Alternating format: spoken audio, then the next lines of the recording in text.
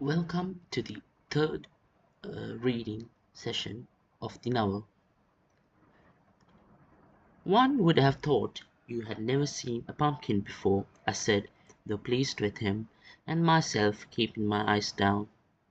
Not from our land, said Nathan. Therefore it is precious, and you, Ruku, are indeed a clever woman. I tried not to show my pride. I tried to be offhand.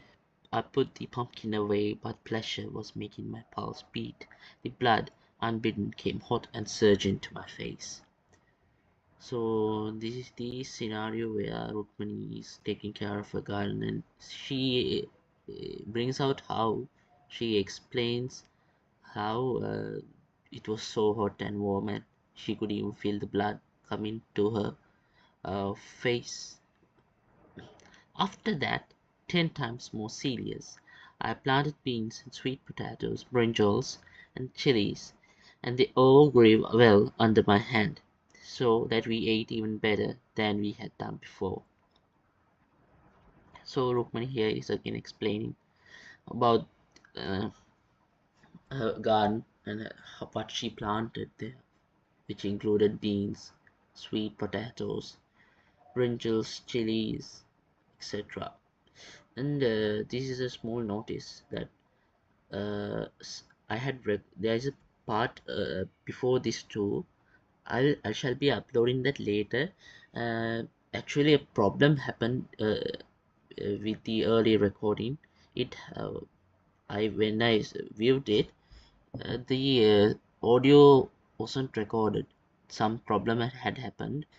I will do that part at a later time and upload it so you guys can watch it. So be waiting for that part too. Just if you're watching this, just skip that part and come here. I'll be uploading that other part later. So we'll be going to chapter 2. Kunti's child was born a few months before mine, a fine boy who nearly took his mother's life in exchange for his own.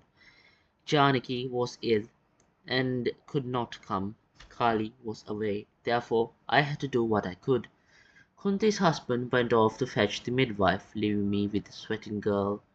When she saw who I was, not at once, for she was half dazed with pain, Kunti cried out that she did not want me. You must go, she kept entreating. Why, I said, do you dislike me so much then? No, no, but please go. I do not want you here. I cannot and will not. Besides, there is no one else. I shall be all right. The midwife will be here soon. And what will your husband say, I said, if I leave you here alone, and took no more notice of her cries. When she saw I would not go, she grew still and lay like a log.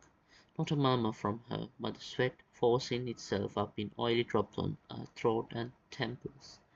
So this is quite a disgusting imagery of a pregnant woman, or Kunti, who was pregnant, was giving birth to her son, which was actually even Nathan's son, because Nathan earlier had a forbidden, taboo relationship with Kunti, both before Rukmani's marriage to him and after Rukmani's marriage. So Kunti is what do we say, guilty. She has guilty feelings when she sees Rukmani. Rukmani is thinking why uh, Kunti keeps entreating her to go. But Kunti stays there. She does not move. She has very good principles, strong principles, and she said that uh, her husband won't be happy if she goes not caring for her. Kunti was lying in an exhausted sleep with her baby beside her before I went home. It was a whole day since I had left. Nathan was waiting for me, and he said crossly, "You look like a corpse. Whatever possessed you to stay so long?" "Blame the midwife," I said. "She could not be found." "Or blame Kunti's son. He took a long time." I was tired and my voice was on edge. "Well, so long as you don't forget you are pregnant," he said shortly and turned away. It was the first time I had seen him angry. Tears came pricking at my eyeballs. I sat down to stop my head from spinning, and after a while the pain went. He means well. I thought, he's anxious only about our child. Better that he should worry than that he should not. So when Kunti came back home, it was really late in the evening. It was near night, just beginning to fall dark. And Nathan very angrily reapproached Rukmani, which Rukmani felt sad. She felt tears coming through her eyeballs, tears pricking down, tears pricking at her eyeball and coming down. And she felt faintish too, so she stood somewhere to she sat to ease her pain, and it went away. And she also recalled like how he meant well for her and not in anger for her, but actually Nathan was anxious about the child.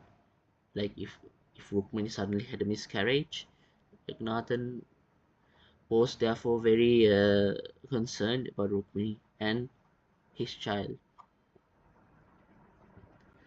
From then on, I began to take more care of myself, leaving more and more of the work to Nathan.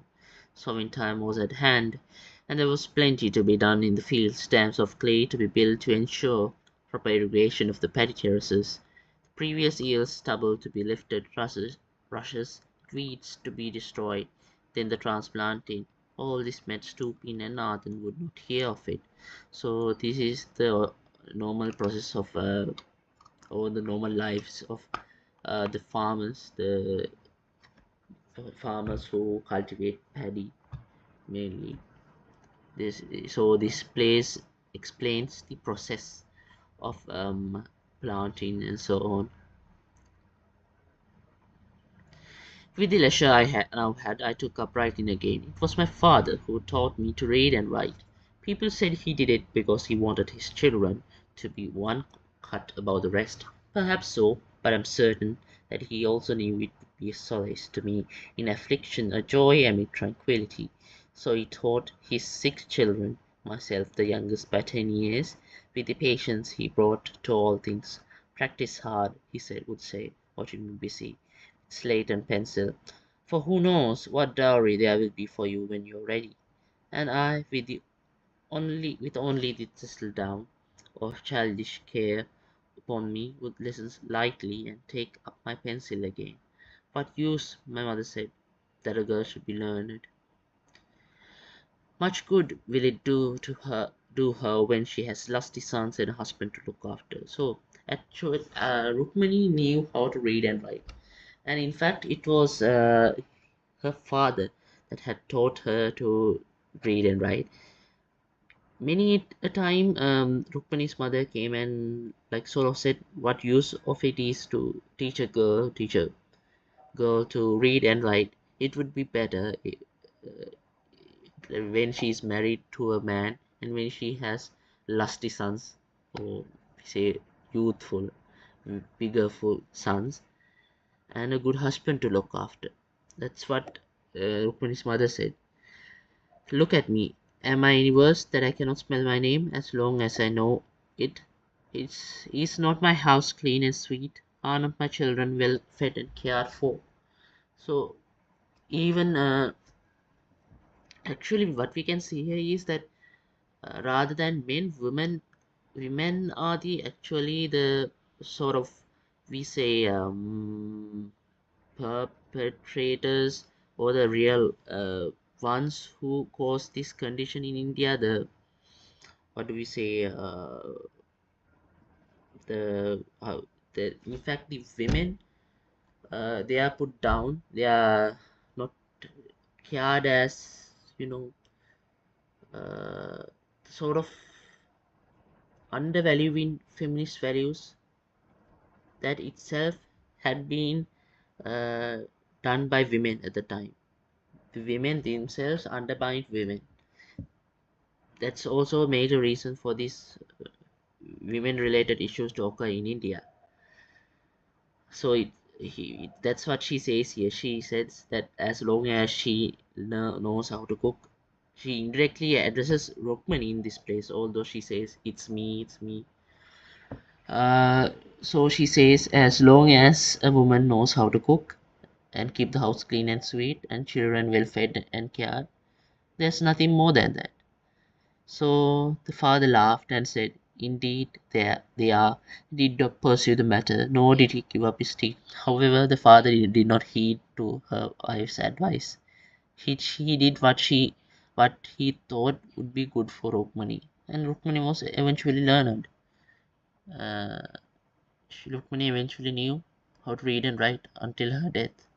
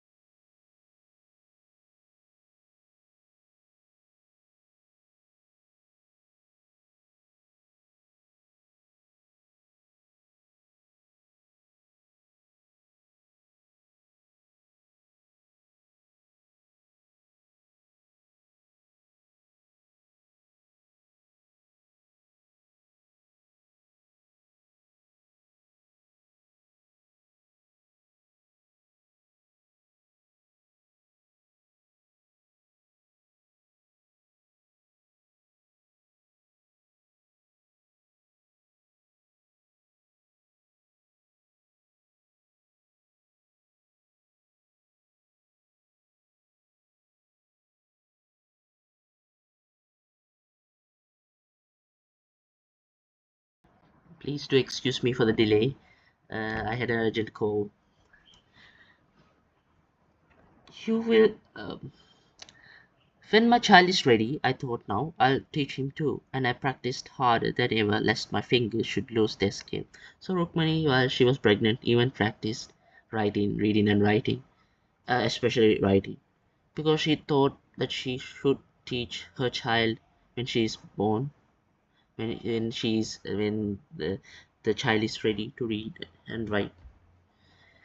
When Janaki recovered from a sickness, she came to see me. She marveled that I could write. So Janaki was so very surprised and very happy, and uh, thought thought wonderfully, like she marveled that Rukmini should could write. But Kali, who had come too, was scornful of the strange symbols which had no meaning for her and dismissed as a foible of pregnancy. So actually, Kali here was very jealous of Rukmini rather than being happy of her. "You will forget all about such nonsense when your child is born," she said. "Besides, there will be others, and your hands will be full. Look at me. Do I have one spare minute to myself?" "How is it then," I asked, forgetting myself, "that you are here now? Yes, and I have seen you in the village too. If you have so much to occupy you. As for my children, it is it is for them that I practice writing and reading, so that I can teach them when the time is ripe." So Kali said that she will forget these nonsense when the child is born. Besides, there will be many others to look after. Kali is quite a stupid woman. She's stupid. She has a bad mouth. She more than jealous. She could have been jealous because she must have seen these letters even when she went to the town. The labels and those things. Uh, how is it then? I asked, forgetting myself, that you are here now. Yes, and I have seen you in the village too. You have so much to occupy you. So Rukmani in return says that it will be yet be useful for when the time comes for her children, that she can teach her children, uh, her own children, when the time comes. Then it would be good. For therefore she practices writing now. Well, that's what she says here. Kali sniffed, but she was good natured and did not take offense. Kali sort of sniffed, um, as you might have seen in many South Indian movies where women just uh, sniff from the side angrily or just make faces. You must have seen those. Kali sniffed, but she was good natured and did not take offense. So Kali did not was not angry. She did not become wrathful of Rukmani. Nathan used to come and sit beside me when I was writing. The first time he came to see what I was up to, he sat in silence with his brows drawn together and meeting. But after some watching, he went away, and when he came back, his face was clear. It is well, he said, stroking my hair. You are clever, Ruku, as I have said before. So Nathan at first was sort of flabbergasted and surprised as that Rukmani can write. Later, Nathan came and said, it's okay, Roku. It is good that you can write. You are very clever. Nathan was not a oppressive husband, not a oppressive man. Nathan was a good-natured man, and he loved Rukmani. He cared for Rukmani. He never hurt Rukmani. That was typical of my. I think it cost him a good deal to say what he did, and he never varied his attitude once. That was typical of my husband. When he had worked things out for himself, he would follow his conclusions at whatever cost to himself. I'm sure it could not have been easy for him to see his wife more learned than he himself was, for Nathan Alice could not even write his name. Yet not once did he assert his right, and forbid me my pleasure as lesser men might have done. So actually, Rukmani had married to a lesser class, lesser social social level, a lesser social level. And if another man would have sort of reapproached Rukmani in a bad manner, like might have hit her, hurt her. But in this instance, Nathan was a good man, and though it cost him a good deal, he thought a lot about it before speaking out. He thought it for some time and replied to Rukmani that he was indeed happy about her. So Rukmani did not work in the fields by now. He She says that she spent most of the time tending to the small garden. The bees, the brinjals, the chilies, and the pumpkin white, which had been the first to grow under my hand, and their growth to me was constant wonder. From the time the seed split and the first green shoots broke through to the time when the young buds and fruit began to form, I was young and fanciful then, and it seemed to me not that they grieve as I did unconsciously, but that each of the dry hard pellets I held in my palm had within the very secret of life itself, curled tightly within, under leaf after protective leaf, for safe creeping, fragile, vanishing with the first touch of sight, with each tender seedling that unfurled its small green leaf to my eager gaze, my excitement would rise and mount, wind wondrous. So Rukmani here explains about the planting of pumpkins and chilies and brinjals, and she explains how she saw them and felt them grow, and she touched the leaves, the soft pellets, and so on. So in brief, she explains about the farming procedure, about tending and planting uh, brinjals, chilies, pumpkins, etc.